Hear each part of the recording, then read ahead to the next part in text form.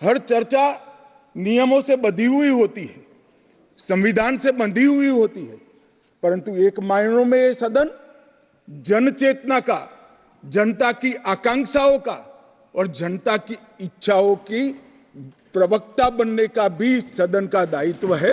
और आज ये हो रहा है। 140 करोड़ के देश में और दुनिया भर में बैठे हुए राम भक्त जो 22 जनवरी के बाद एक अद्भुत आध्यात्मिक चेतना का अनुभव कर रहे हैं, इसको वाचा देने के लिए आपने समय दिया, इसलिए देश आपका हमेशा के लिए आभारी रहेगा। मान्यवर, मैंने आज किसी का जवाब नहीं देना है। आज मैं मेरे मन की बात और देश की जनता की आवाज को इस सदन के सामने रखना चाहता हूं, जो सालों से कोर्ट के कागजों में दबी हुई थी। नरेंद्र मोदी जी के प्रधानमंत्री बनने के बाद उसको आवाज भी मिली, अभिव्यक्ति भी मिली। मान्यवर, 22 जनवरी का दिन, भले कुछ लोग कुछ भी कहे, मैं स्पष्ट रूप से देख रहा हूं 22 जनवरी का दिन 10 सहस्त्र सालों के लिए ऐतिहासिक दिन बनने वाला है। ये सबको समझकर चलना चाहिए। मान्यवर, जो इतिहास को पहचानते नहीं, ऐतिहासिक पलों को पहचानते नहीं, वो अपने अस्तित्व को, अपने वजूद को कहीं ना कहीं खो देते हैं। मैं आज फिर से एक बार कहने वाला हूं मान्यवर कि 22 जनवरी का दिन 10 सहस्त्र से भी अधिक सालों तक इस देश का ऐतिहासिक दिन है।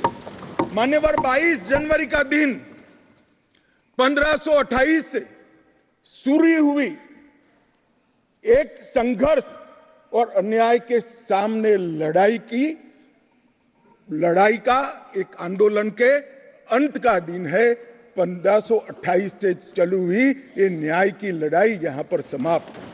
मान्यवर, 22 जनवरी का दिन करोड़ों भक्तों के आशा, आकांक्षा और सिद्धि का दिन है। उनकी आज आशा आकांक्षाएं सिद्ध हुई है। मान्यवर, 22 जनवरी का दिन भारत की, समग्र भारत की, मैं चाहूंगा कि समग्र भारत पर पूरा सदन गौर करे।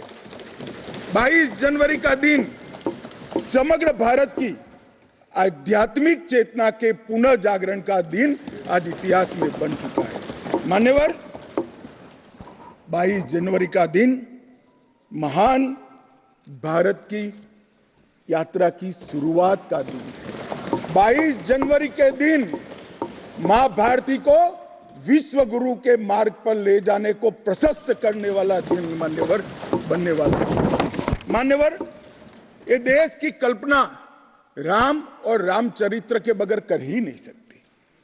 जो इस देश को पहचानना चाहते हैं, जानना चाहते हैं, जीना चाहते हैं, राम और रामचरित मानस के बगैर वो जी ही नहीं सकते। राम का चरित्र और राम ये देश के जनमानस का प्राण है। ये सबको समझना चाहिए, सबको स्वीकारना चाहिए। और इसीलिए मान्यवर, हमारे संविधान की पहली प्रत से लेकर महात्मा गांधी के आदर्श राज्य की कल्पना को राम राज का नाम दिया गया। संविधान में भी राम दरबार को स्थान दिया गया।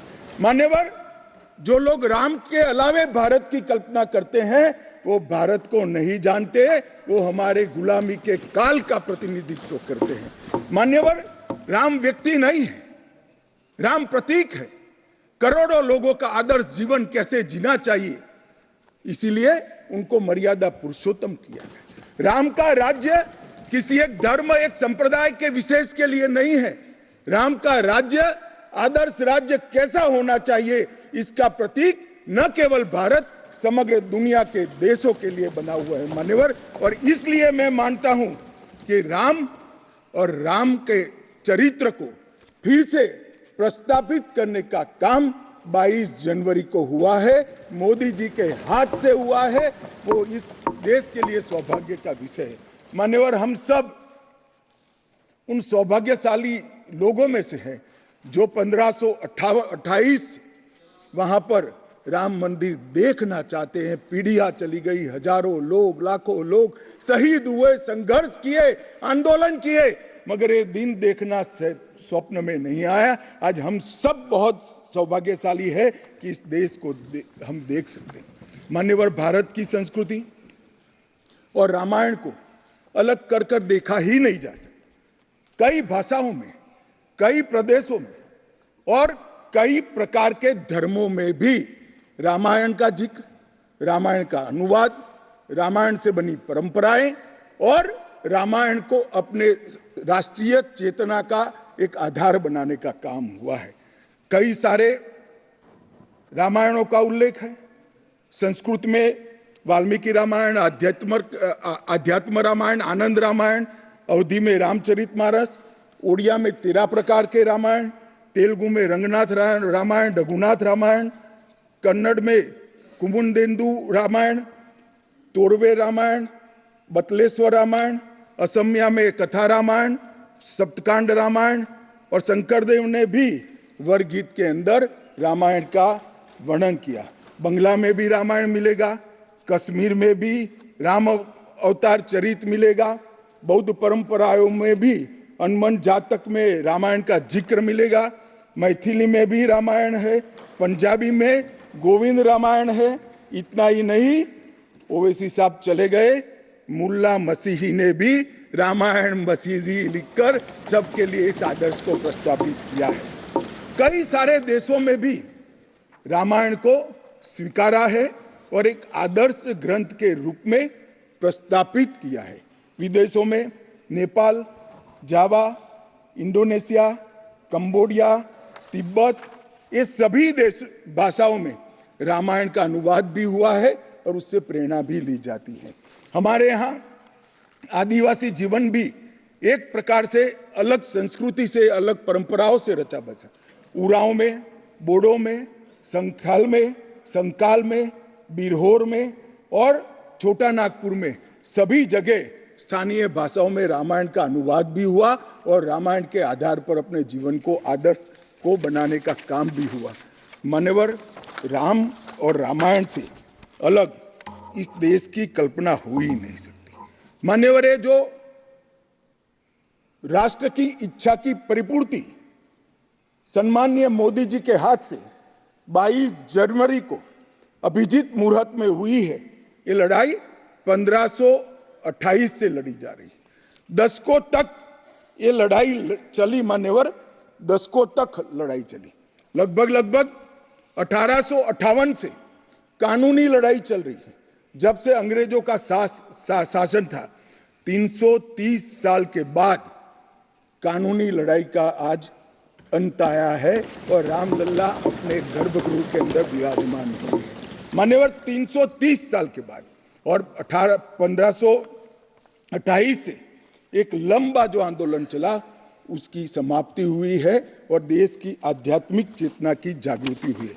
मान्यवर, मैं इतना ही कहना चाहता हूं, ये आंदोलन से अनभिज्ञ होकर कोई इस देश के इतिहास को पढ़ ही नहीं सकता। आज से नहीं, 1528 से हर पीढ़ी ने इस आंदोलन को किसी न किसी स्वरूप से वाचा दी और ये मामला लंबे समय तक अटका रहा, भटका रहा, लटकता रहा। आज मोदी जी के समय में ही इसको परवान चढ़ना था, ये स्वप्न को सिद्ध होना था और आज देश स्वप्न सिद्ध होता हुआ दिखा है। मान्यवर, राम जन्मभूमि का जो इतिहास है ये बहुत लंबा है। अनेक राजाओं, संतों, निहंगों, अलग अलग संगठनों और कानून विशेषज्ञों ने ये लड़ाई में योगदान दिया है। मैं आज ये 1528 से 22 जनवरी 2024 तक की संपूर्ण कानूनी और युद्धों की और आंदोलनों की लड़ाई को, ये सभी योद्धाओं को बहुत विनम्रता से स्मरण करना चाहता हूं और उनकी लड़ाई जब आज समाप्त हुई है तब मुझे विश्वास है मान्यवर, वो जहां भी होंगे बड़ी आनंद की अनुभूति करते होंगे, अपनी श्रद्धा को चरितार्थ करने की अनुभूति करते होंगे। गिलहरी के समान कई लोगों ने अपना योगदान दिया और मान्यवर, ये राम सेतु जो बनना था 1528 से 22 जनवरी 2024 तक का, ये सेतु का भूमि पूजन भी नरेंद्र मोदी जी ने किया और प्राण प्रतिष्ठा भी नरेंद्र मोदी जी के हैं। मान्यवर, 1990 में जब ये आंदोलन ने गति पकड़ी, उसके पहले से ही भारतीय जनता पार्टी का ये देश की जनता को वादा था। हमने पालमपुर कार्यकारिणी के अंदर हमने एक प्रस्ताव पारित कर कहा था कि राम मंदिर का निर्माण, इसको कोई एक धर्म के साथ नहीं जोड़ना चाहिए।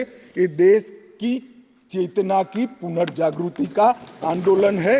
इसलिए हम राम जन्मभूमि को मुक्त कराकर, कानूनी रूप से मुक्त कराकर वहां पर राम मंदिर की स्थापना करेंगे। अब इस देश में प्रॉब्लम क्या है साहब? जब चुनाव में घोषणा पत्र में लेते हैं तो कहते हैं चुनाव में वोट प्राप्त करने के लिए लिया। चुनावी वादा है, ये भाजपा ऐसे ही वादे करती है। 370 हो, राम जन्मभूमि हो, यूनिफॉर्म सिविल कोड हो, ट्रिपल तलाक समाप्त करना हो। अब ये कहते हैं आप ऐसे ही वादे करते हैं और ये वोट प्राप्त करने का जरिया होता है। और जब हम इसको पूरा कर देते हैं तो बड़ी खिलाफत करते हैं। मैं आज भी कहता हूं, भारतीय जनता पार्टी और हमारे नेता नरेंद्र मोदी जी मान्यवर जो बोलते हैं, जो कहते हैं, वो करते हैं। हमारी पार्टी का चरित्र है और ये कोई छिपी हुई बात नहीं है। किस चीज का आक्रोश? हम 1986 से कह रहे हैं कि हमारा भव्य राम मंदिर बनना चाहिए, संवैधानिक तरीके से। कुछ लोगों ने यहां पर और बाहर मीडिया के सामने प्रतिक्रिया व्यक्त की, वो कानून की दुहाई देते हैं। मैं उनको पूछना चाहता हूं कि मान्यवर, क्या सुप्रीम कोर्ट की 5 जजों की खंडपीठ के जजमेंट से आप वास्ता रखते हो या नहीं रखते हो? भारत के संविधान से वास्ता रखते हो या नहीं रखते हो? किसी ने अगर सुप्रीम कोर्ट की अवहेलना कर वहां पर मंदिर बनाया होता तो आप कुछ भी कह सकते थे, मगर जब देश की सर्वोच्च अदालत के 5 जजों की खंडपीठ ने, और जिसकी अध्यक्षता स्वयं चीफ जस्टिस ऑफ इंडिया और आने वाले 4 चीफ जस्टिस कर रहे थे, ऐसी महत्वपूर्ण बेंच ने जब ये निर्णय लिया, तब आप कैसे कन्नी काट सकते हो? मान्यवर, निर्णय पसंद हो तो स्वीकार कर लेना, सुप्रीम कोर्ट का सम्मान करना, और कोई निर्णय पसंद ना आए तो सुप्रीम कोर्ट के भी बड़ा बुरा करना, ये ठीक नहीं है। मान्यवर, सुप्रीम कोर्ट के निर्णय ने आज पूरी दुनिया में भारत के पंथ निरपेक्ष चरित्र को उजागर किया है।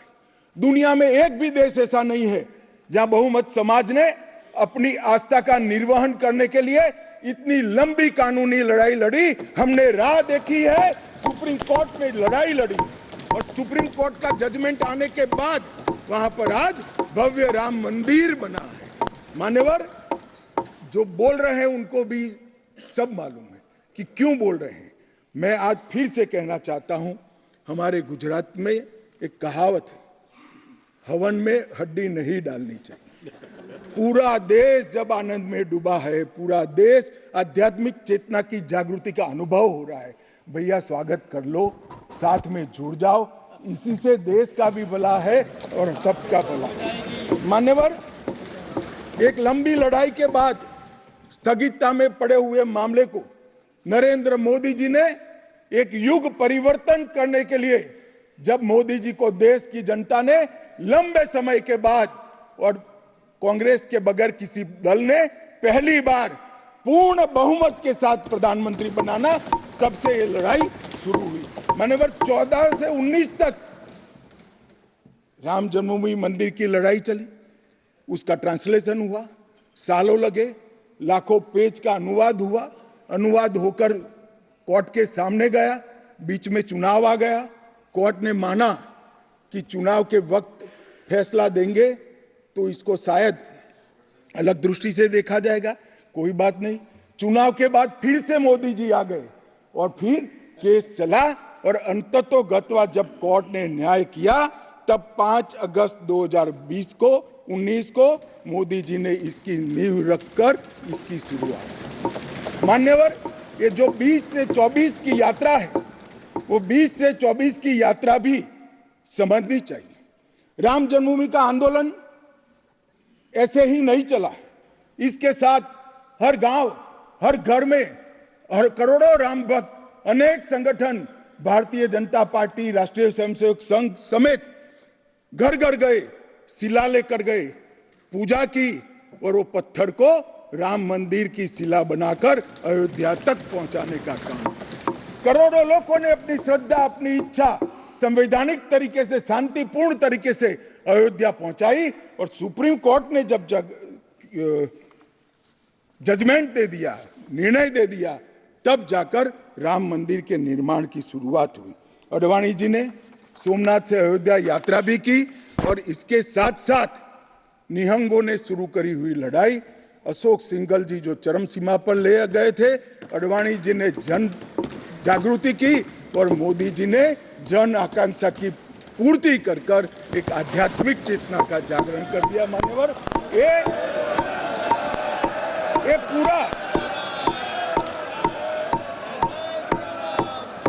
ये पूरा आंदोलन मान्यवर जब भी दुनिया का इतिहास लिखा जाएगा एक डेमोक्रेटिक वैल्यू के रूप में देखा जाएगा कि कोई एक देश अपने बहुमती समाज की धार्मिक विश्वास की पूर्ति के लिए इतने समय धैर्य रखकर सुप्रीम कोर्ट में गुहार लगाता रहे और सुप्रीम कोर्ट के जजमेंट आने के बाद सौहार्दपूर्ण वातावरण में इसकी पूर्ति हो। मान्यवर, ये बहुत बड़ी बात है और मैं मानता हूं मान्यवर कि ये मोदी जी के नेतृत्व के बगैर संभव नहीं था। मान्यवर, मैं इतना ही कहना चाहता हूं कि जब राम मंदिर का निर्माण हो रहा था तब और जब जजमेंट आया तब कई लोग आगाज लगा रहे थे, कई लोग अनुमान कर रहे थे इस देश में रक्तपात हो जाएगा, इस देश में दंगे हो जाएंगे, इस देश में धर्म के बीच में बड़े विवाद होंगे। मगर मैं आज इस सदन को कहना चाहता हूं, ये भारतीय जनता पार्टी की सरकार है, नरेंद्र मोदी इस देश के प्रधानमंत्री। कोर्ट के जजमेंट को भी जय पराजय की जगह सबकी मान्य न्यायालय के आदेश में परिवर्तित करने का काम मोदी जी के दूरदर्शी विचार ने। और उसके बाद जब समय आया, निर्माण के बाद जब समय आया मान्यवर, उनको न्योता मिला कि वो आकर भूमि पूजन करें। 130 करोड़ की जनता के वो जनप्रतिनिधि हैं।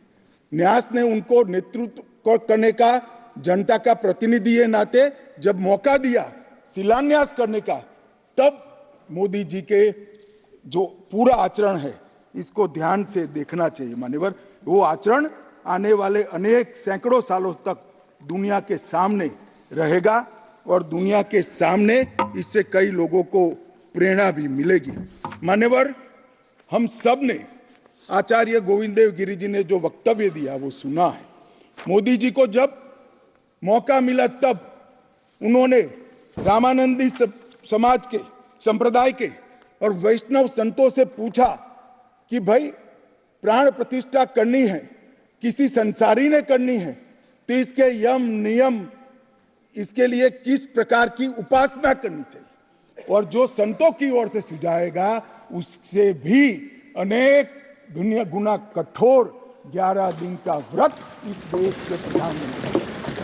मान्यवर, 11 दिन तक सैया पर नहीं सोना, 11 दिन तक केवल नारियल पानी के साथ उपवास करना, 11 दिन तक पूरा समय राममय, राम भक्ति में रचे बसे रहना और जीवन की उस वक्त की हर सांस को राम के साथ जोड़कर राममय बनकर प्राण प्रतिष्ठा करना। मान्यवर, ये 11 दिन में मां सबरी, गिलेरी, वानर, भालू, जटायु, ये सब के साथ जुड़े हुए देश भर में जो राम के स्थान थे, वहां जाकर राम के काज के लिए गिलहरी जैसा भी योगदान देने वालों को श्रद्धा पूर्वक प्रणाम करने का काम इस प्रधानमंत्री। राम मंदिर का जब भूमि पूजन का समय आया, कोई पॉलिटिकल नारे नहीं लगाए, ना मोदी जी ने इसका नेतृत्व पॉलिटिकली किया, ना हमारी पार्टी ने किया।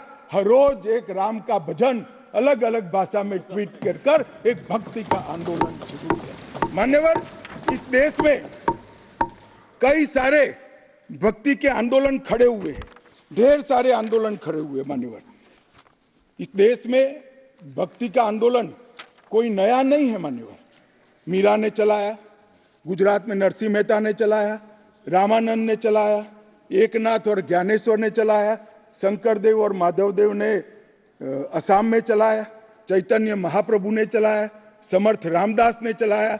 ये सब भक्ति आंदोलन ने समय समय पर देश को मजबूत करने का काम किया है, सनातन धर्म को टिकाने का काम किया है और सनातन धर्म के प्रति सबकी आस्था को बढ़ाने का काम। घनघोर अंधेरी रात में एक ध्रुव तारे की तरह ये भक्ति आंदोलन ने देश के जनमानस का नेतृत्व किया। भारत के ही छोर में 10 सिख गुरुओं ने अनेक प्रकार के बलिदान, एक दशम पिता ने तो अपना सर्वस्व दान कर दिया।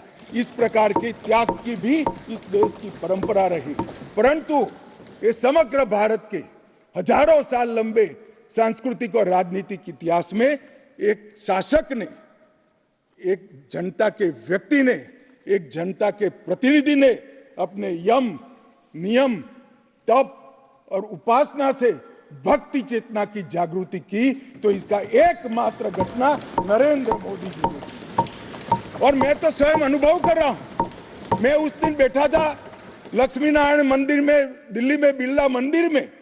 जो जनता थी, जो लोग थे, सबकी आंखों में आंसू थे। पूरा देश राममय हो गया था और जय श्री राम के नारे लगा रहा। मान्यवर, मोदी जी ने बड़ी शालीनता के साथ विजय के, पराजय के कोई भाव के बगैर जय श्री राम के युद्ध के नारों से पूरी दुनिया जानती है। जय श्री राम की वानर सेना का युद्ध का घोष था, पूरी दुनिया जानती है। जय संघर्ष चला तब जय श्री राम चला और मंदिर बना तो जय सिया राम हो गया। संघर्ष से भक्ति की यात्रा पूरे देश को आगे ले जाने वाली यात्रा है। मान्यवर,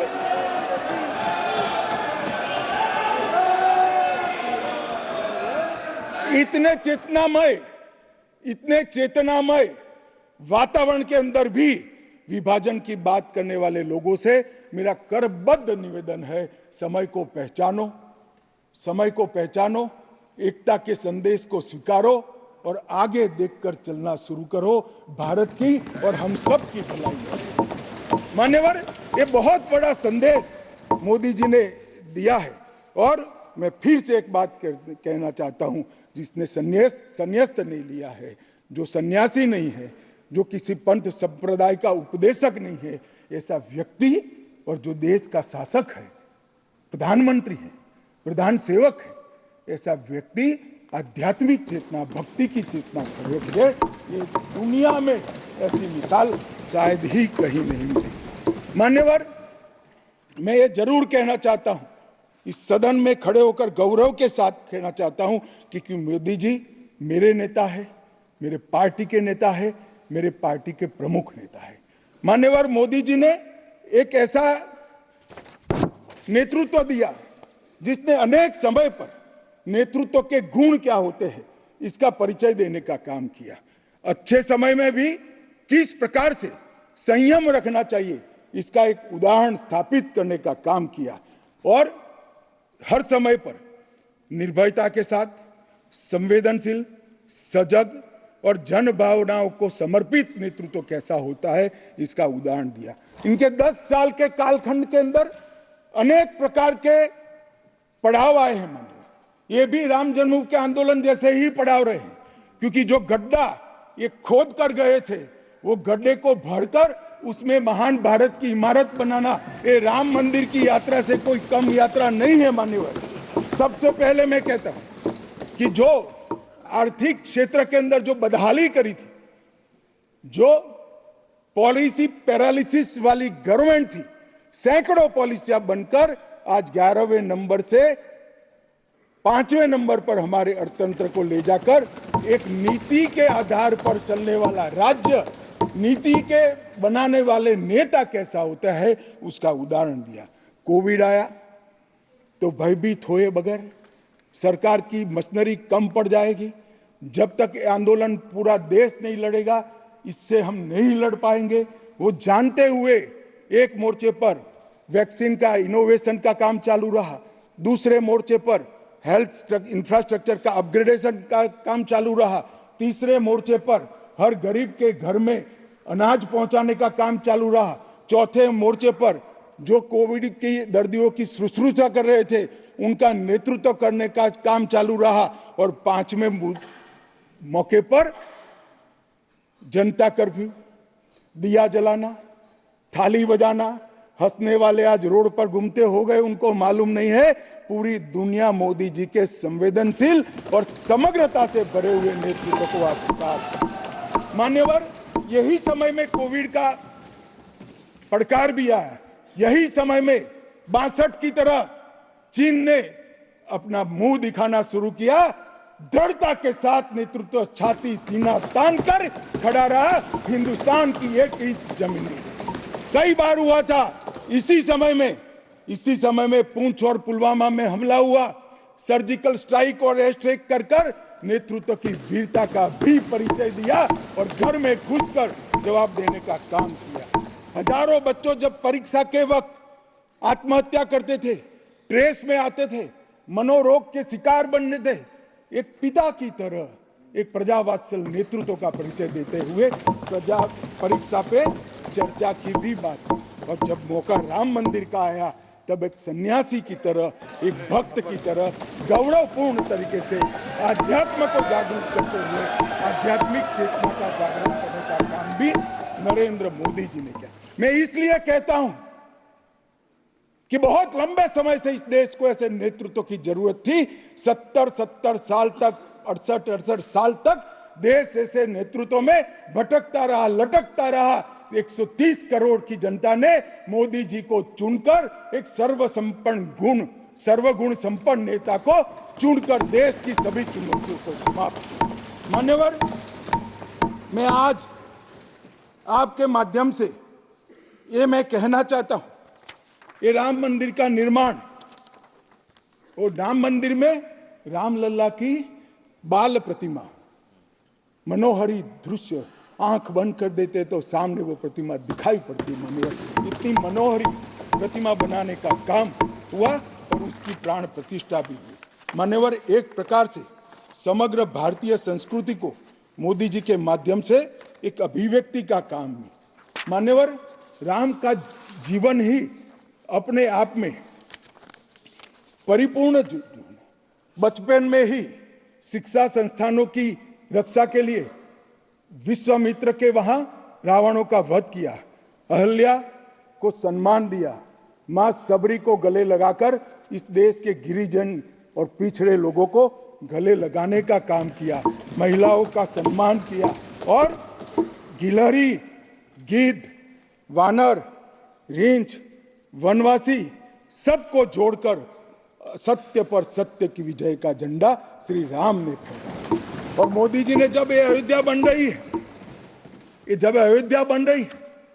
ढेरों लोगों ने, मैं आज सबके बीच में कहने से मेरी अपने आप को रोक नहीं सकता, ढेरों लोगों के प्रस्ताव कि अयोध्या के इंटरनेशनल एयरपोर्ट को श्री राम का नाम दिया जाए। बड़ा लोक लुभावन प्रस्ताव, परंतु मोदी जी ने महर्षि वाल्मीकि का नाम देना।